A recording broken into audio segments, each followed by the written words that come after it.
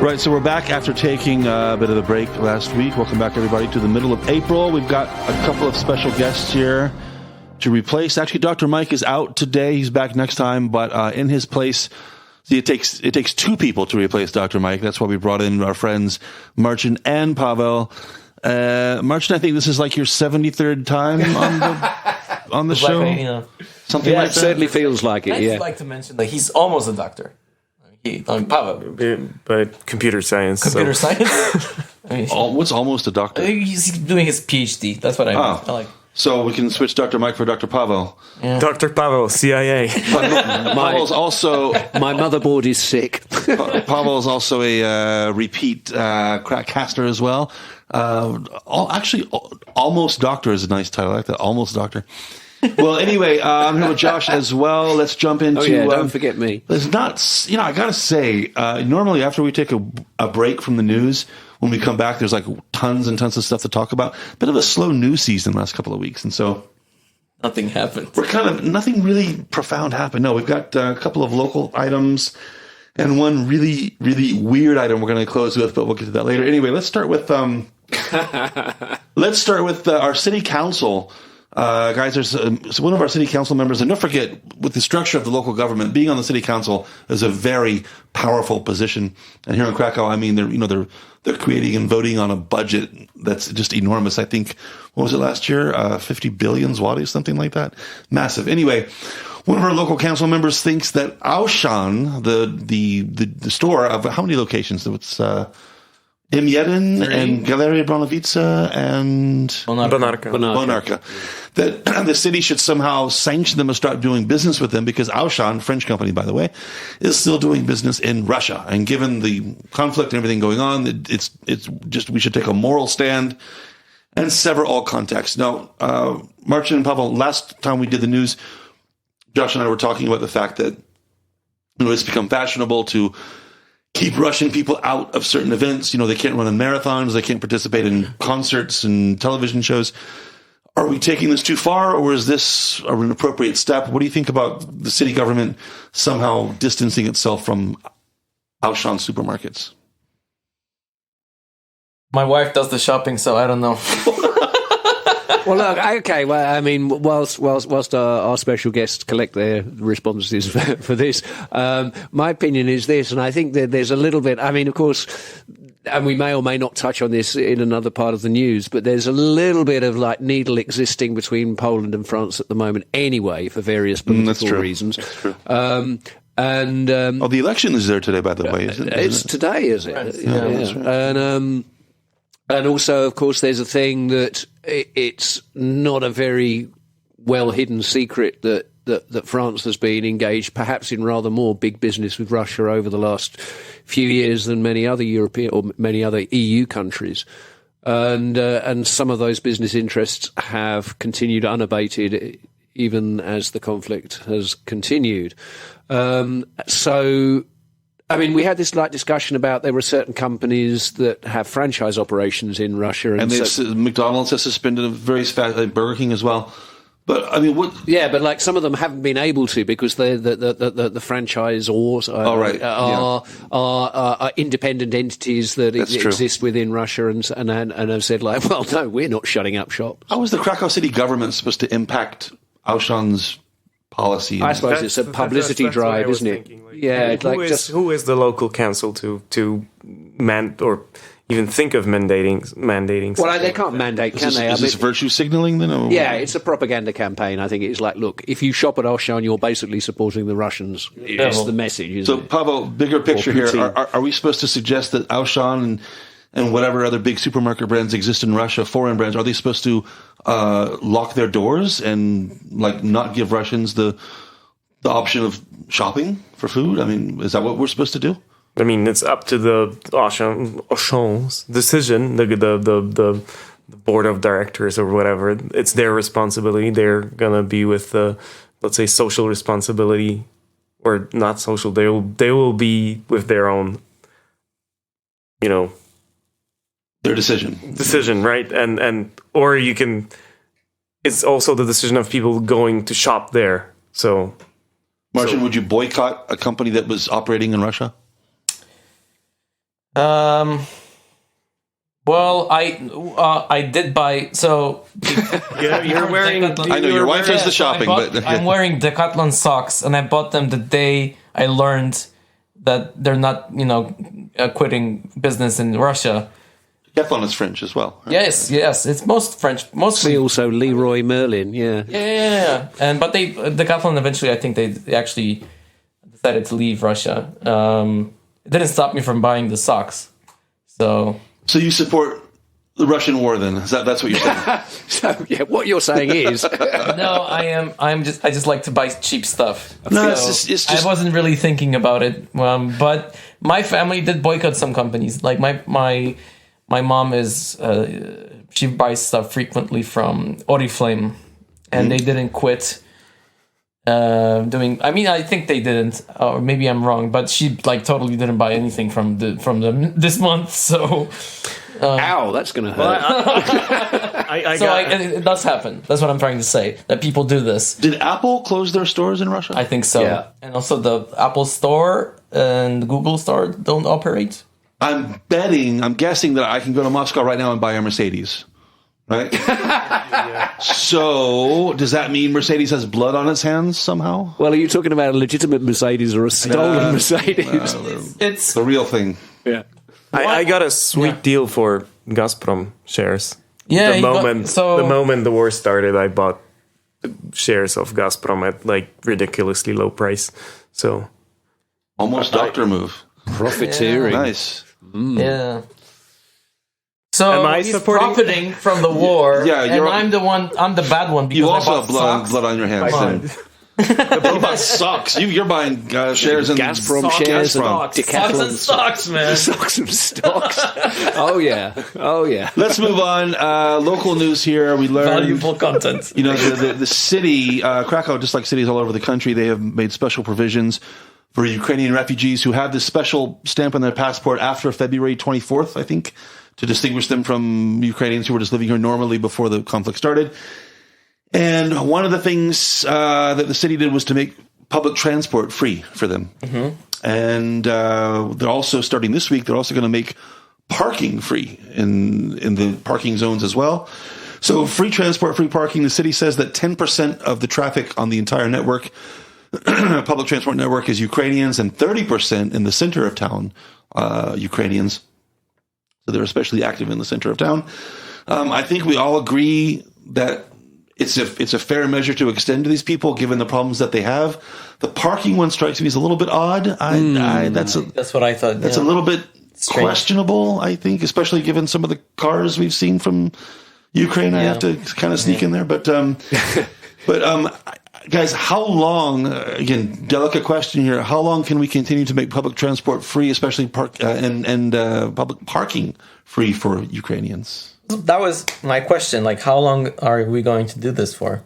But that's why I asked you, and now you're asking me. Pavel, can you ask him how long we're going to do this for? It doesn't actually work like that. Josh, ask Pavel how long we're going to do this for. Okay, so I want to have a free parking. Can I get free parking in Krakow? Exactly. Please. he lost weight. Is that a good enough reason? No. Episode to be broadcast later. Pavel's incredible weight loss story. Yes. But we get into some. I'm all for help. I think these everybody people, they need help. But is free parking really the thing that they need? I guess. I think it's okay. I mean, I think. Okay, sure. I think No, I disagree. I think that the free public transport for a sensible period of time, because we're dealing with large numbers of people who, by any definition of refugees, have been forcibly displaced, are restricted in terms of possessions and financial well-being. I think that's absolutely okay. Parking just seems like an odd one. I mean, rather like John, I mean, in terms of vehicles I've seen with Ukrainian plates, they've tended to be high-end vehicles. What doesn't perhaps at this stage want to question why there are predominantly high-end Ukrainian vehicles, and lot of them.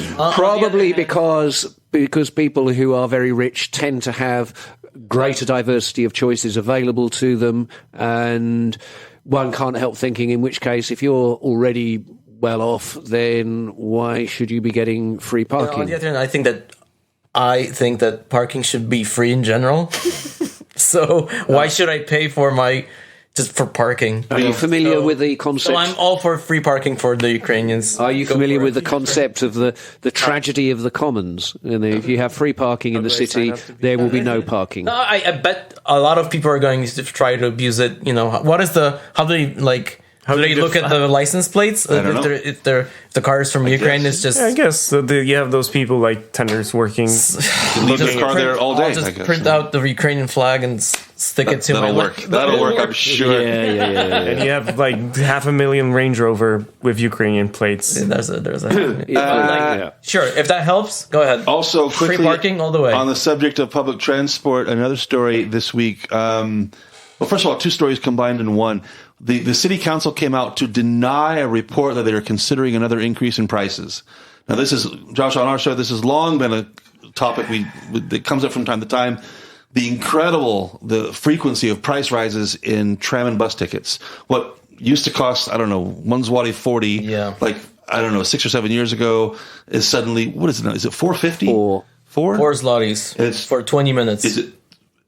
Is 4 zloty for 20? Oh, that's right, it is. So what's the 1 hour ticket now? Was it 550? I don't even know. 6? It's ridiculous. It's skyrocketing prices, and they're already thinking about another increase. They deny it, but they are. And you watch. I know. It's going to be 5 zlotys for 20 minutes. I remember when I was a student, so like 12 years ago, I paid 90 grosze for a tram ticket.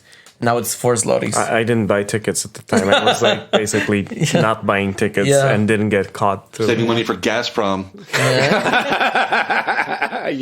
I can remember paying 180 for what used to be a 30-minute ticket. Yeah. Sorry, no. 20-minute ticket, because now it's 15. Or did I get that? No. It used to be 15, now it's 20.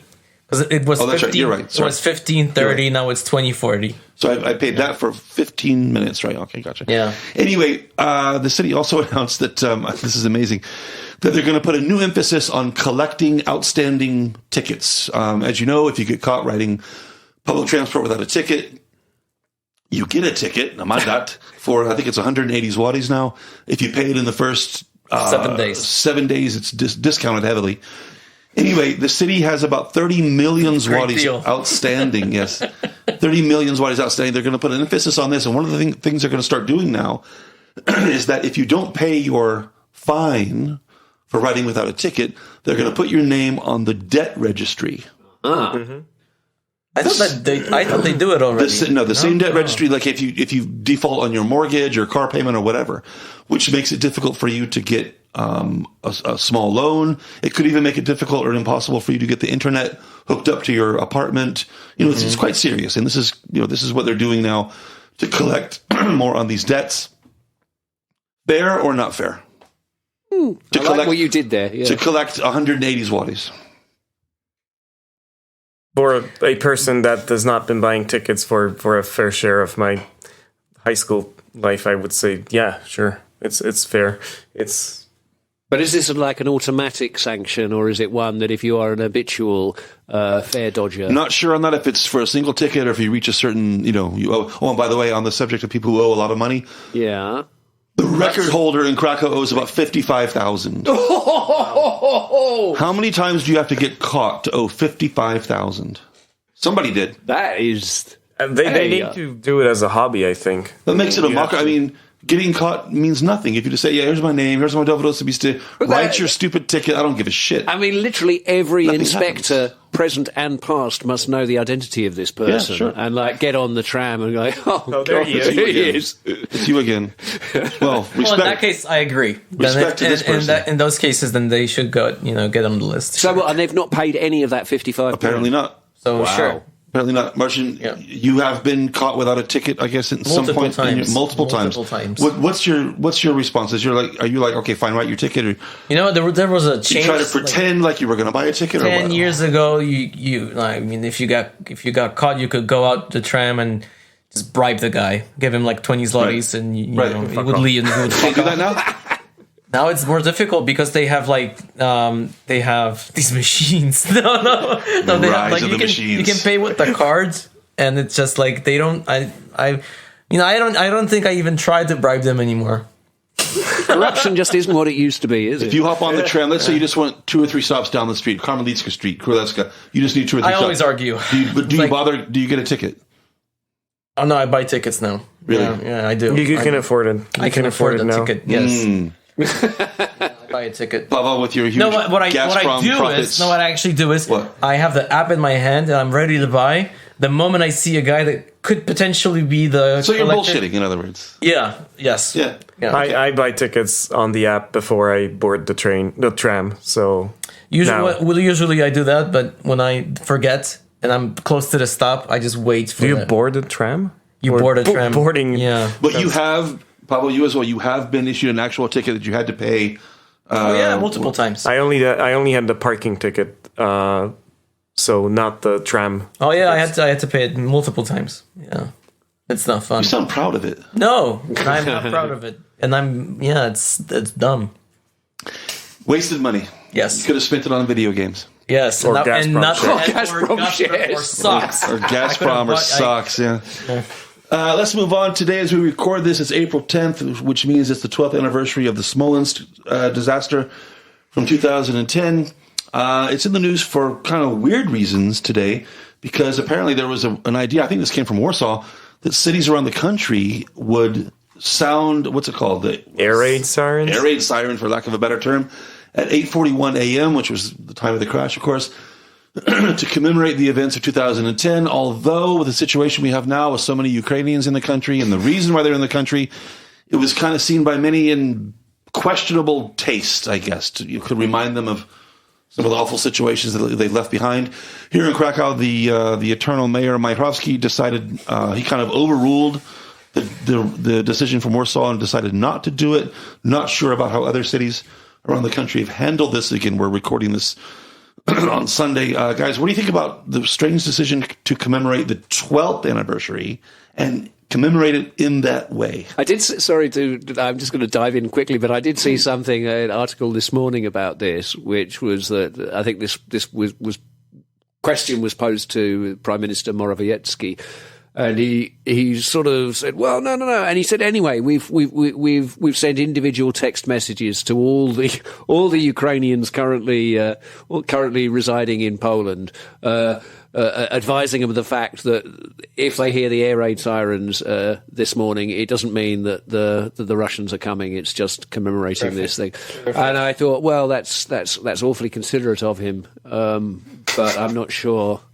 Yeah, the whole thing just because it's not like on the Warsaw Uprising Day, which is like also like in the middle of the afternoon in the summer, and it's like a thing. That's a good point. I know that's still 6 months away from now, or 7 months away, but that means a lot to a lot of people here. Well, no, I mean, I think exactly. National moment of silence. What are they going to do then? No, that will happen as normal. I mean, I think that serious Polish history like that trumps the feelings of Ukrainian refugees, my opinion as a foreigner living in Poland. But I think the thing with the Smolensk disaster, of course, this has been it's become a political issue because for many people, the Kaczynski twins and the whole kind of current government is just a horrible thing and an embarrassment. But of course, also for a lot of people, that's not the case. But I think that I'm not on board with the idea of the ruling party trying to turn Smolensk into something akin to the Warsaw Uprising in the general Polish national consciousness. I think that, unfortunately, there's politicking taking place on both sides. I think that Kaczynski is pushing this as something.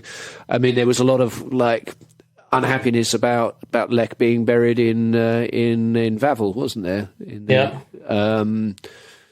And, I'm not going to pick a side on that one, but I think that it's a little bit distasteful to get party politics involved in something. I mean, I think there's no party politics about Warsaw Uprising. I mean, I understand that the president died, but there were, 90 people in the plane, and it's just unfair to the other families, I think. Well, yes, exactly. It was a big loss of life, and actually it was. I mean, it was the top of like all Poland's military and diplomatic corps. I mean, the focus is always on Lech Kaczynski and his wife, but I think he summed it up perfectly. There's no point to say anymore. I mean, no, I don't know what to think about it. I think it's a very controversial topic. The catastrophe or the tragedy in general. So how they're memorializing, in other words, how they're trying. No, but that's part of it. But it's such a controversial topic.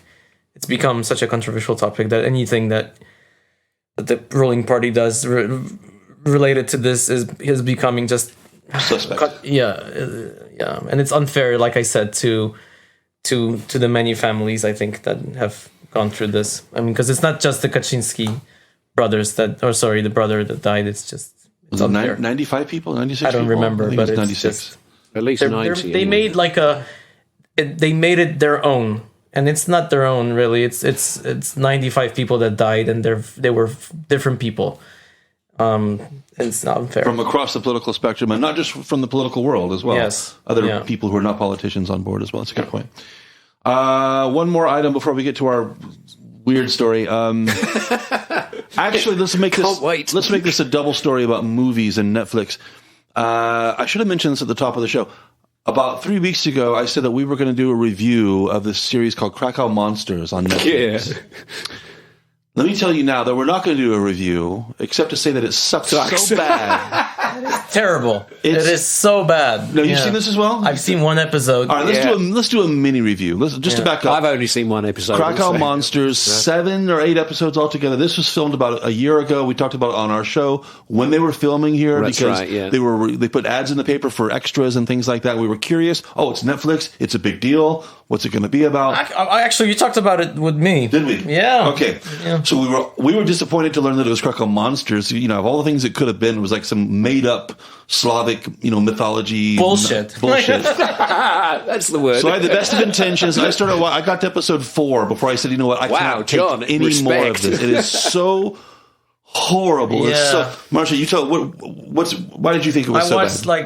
I watched 30 minutes of the first episode, and it started off strange, but it's a Polish show, and I wanted to watch it, and it's about Krakow, and I thought cool, exactly. Finally something cool about on Netflix, but then the production value is poor. It just looks bad. In my opinion. Bad, acting bad, dialogue horrible. Yeah, they put some money into the special effects. They're respectable, I would say. Yeah, but then the weird white lady that the whole design character. It's just the concept. It's so overacted. And just it reminds me of Polish movies from the 90s. I don't know if you.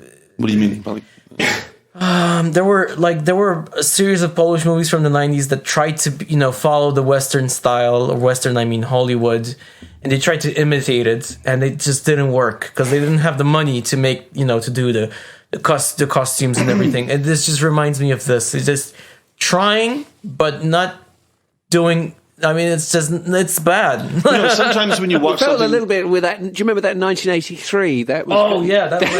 Oh, God, awful. Man. Also awful. That was such a disappointment. Yeah. Because the concept is cool. Yeah. I really like the concept. The idea was there. And it had bits. It's a great idea. Yeah. And I think it could have been a great show, but then just... in my book, Netflix is 0 for 2 when it comes to Polish original productions for this market. So far, very disappointing. But the thing with Cracow Monsters is much... Do you know what I mean when I say that sometimes you watch a movie, you don't like it, but you can see how maybe it's for somebody else. I don't like it. Maybe it's for you. Then? Exactly. That's who I want to know who watches Cracow Monsters and goes, "Oh my God."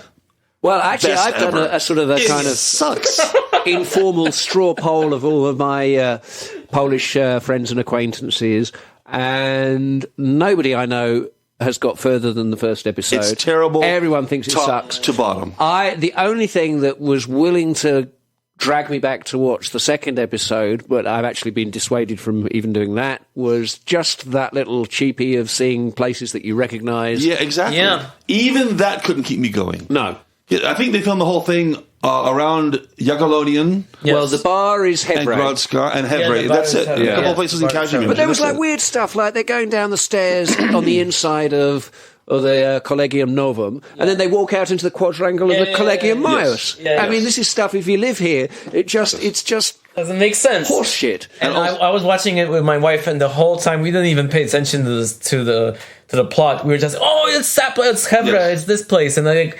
So what are we watching exactly? And a quick side note to all this, before I get to my point that I want to get to. A quick side note.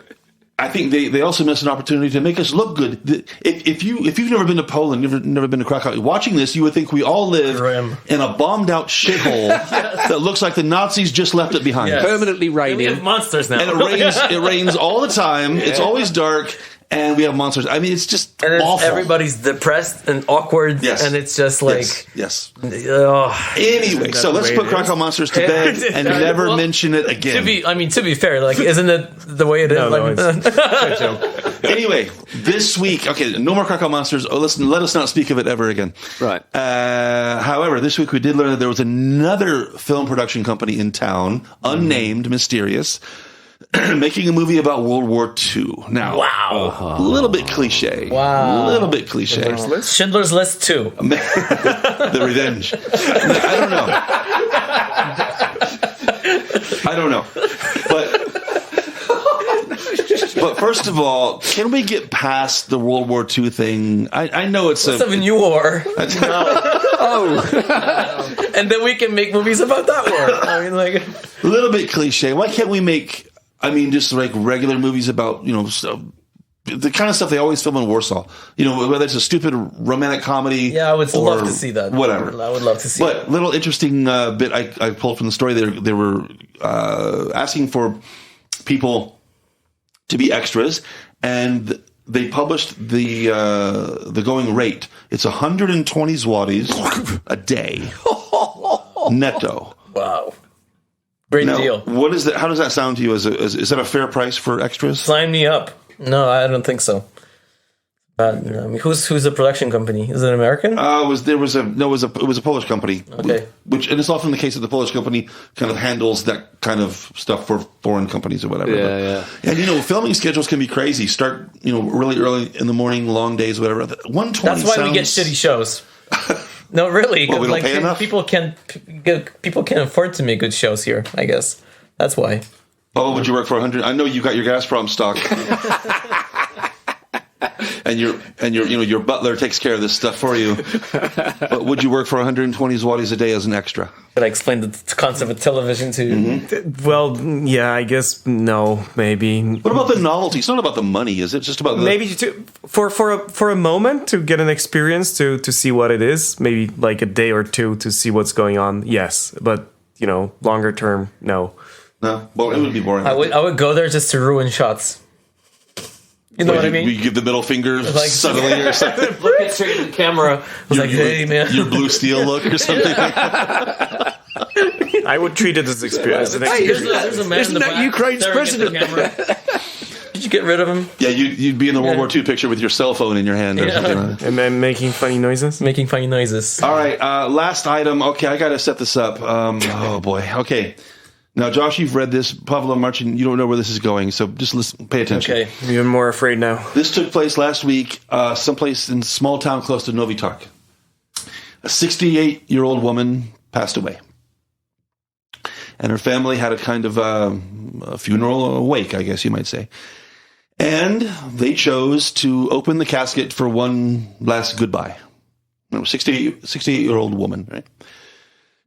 They opened the casket to find a man in a dress and a one-legged man. A man with one leg in a dress. Now, I believe the dress belonged to the deceased, right, to this woman. You got this. Yeah. A one-legged Was he dead man alive? wearing a dress belonging to... We don't know where the 68-year-old woman was. She's somewhere. We don't know. The family notified the funeral home for obvious reasons. little bit of a problem here. And the prosecutor's looking into it. What happened to the body that should have been in there? How are they handling the corpses in this funeral home, et cetera, et cetera?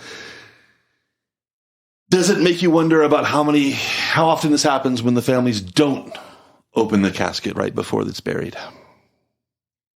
And they don't care because they don't know. So, it's probably better not to know. yeah.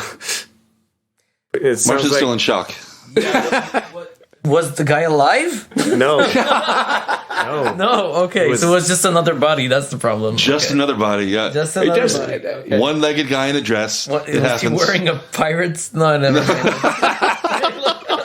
An eye patch. They were parrot droppings on the inside of the casket. The dress is something The that dress is strange. And actually, it was actually if because I did read the article very, very closely, as I always do when we're researching these programs.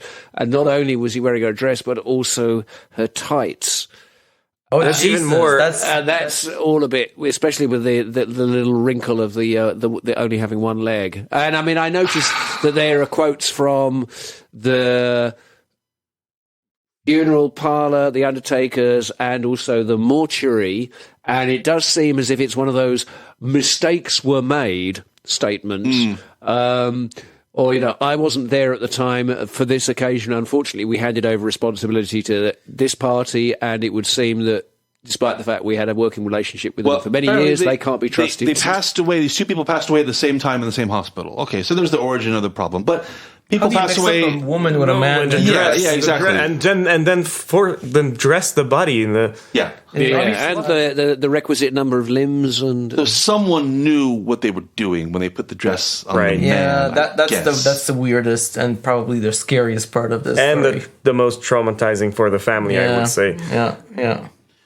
So But just- don't open the casket. It does seem to be a. But would you rather not know, or do you want to check to be I think sure? that if someone decides to work for a funeral home, that's I mean, yeah.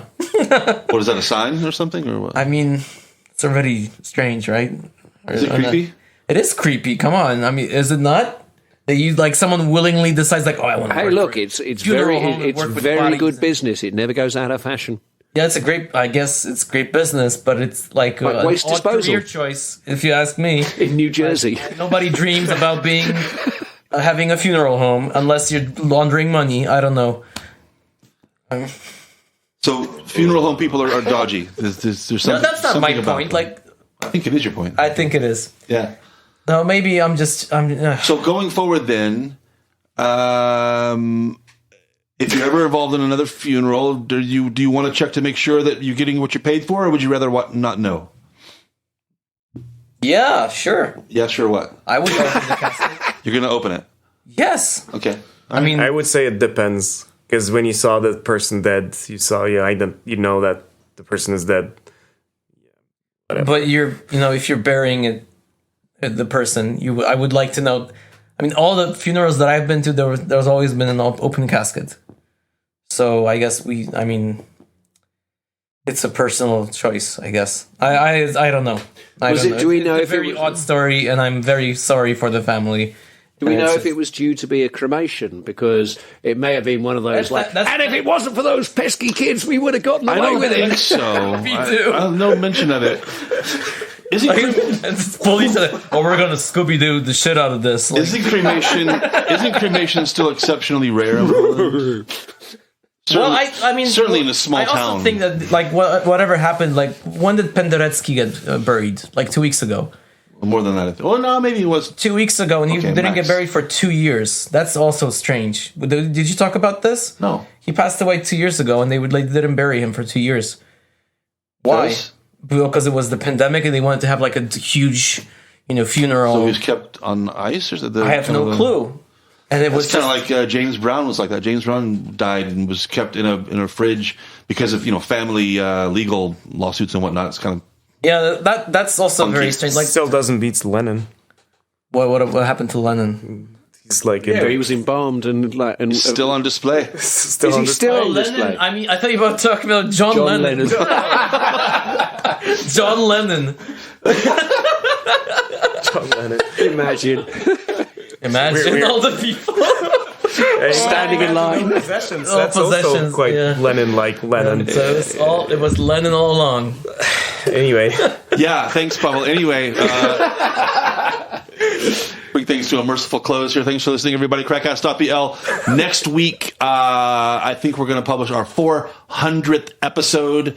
So keep an eye out for that. We've got episodes coming up on Would You Fight for Your Country? We got an episode about weird things about the Polish language this week, and a really interesting conversation with Pavel about losing 30 kilograms and how it's changed his life. It's mind-blowing, it is.